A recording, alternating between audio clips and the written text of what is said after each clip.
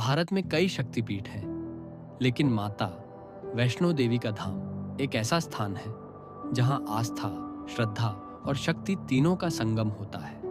यह पवित्र स्थल जम्मू और कश्मीर राज्य में कटरा के पास त्रिकुटा पर्वत की गुफाओं में स्थित है। माता वैष्णो देवी को मां दुर्गा का अवतार माना जाता है। पौराणिक कथा के अनुसार त्रेता युग में रत्नाकर सागर नामक एक भक्त ने मां को प्रसन्न करने के लिए कठोर तपस्या की। मां ने प्रसन्न होकर एक कन्या रूप में जन्म लिया, जिसे वैष्णवी कहा गया।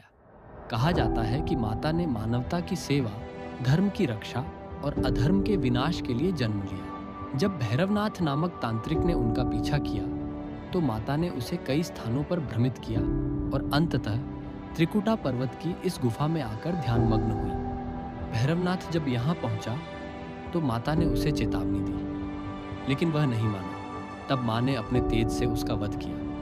भैरव का सिर भवन से दूर गिरा, जहां आज भैरव बाबा का मंदिर स्थित है। माता ने तब निर्णय लिया कि वे हमेशा इसी गुफा में विराजमान रहेंगी और अपने भक्तों को दर्शन देंगी। आज यह स्थान वैष्णो देवी मंदिर के रूप में विश्व भर में प्रसिद्ध है। इस पवित्र धाम की यात्रा कटरा से आरंभ होती है।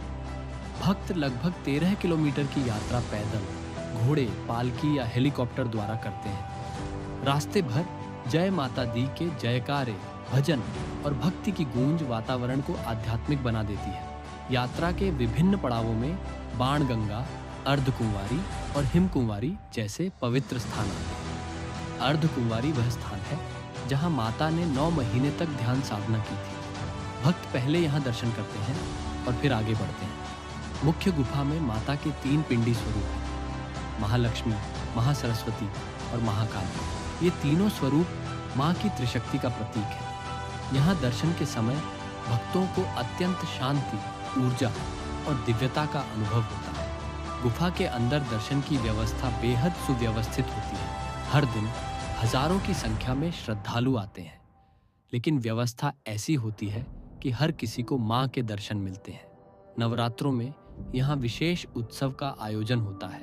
सारा परिसर फूलों, दियों और रोशनी से सजाया जाता है। भक्त उपवास रखते हैं, भजन कीर्तन करते हैं और माता के चरणों में अर्पण करते हैं। यात्रा का समापन भैरव बाबा के दर्शन से होता है।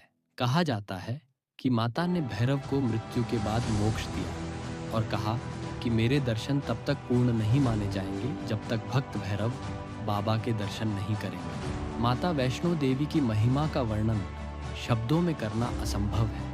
उनकी कृपा से असंभव कार्य भी संभव हो जाते हैं। जो भी सच्चे मन से उन्हें पुकारता है, माँ उसके जीवन में जरूर आती है। माँ वैष्णो देवी केवल एक शक्ति नहीं, एक अनुभव है। भक्ति, आस्था और प्रेम का अनुभव। जय माता दी।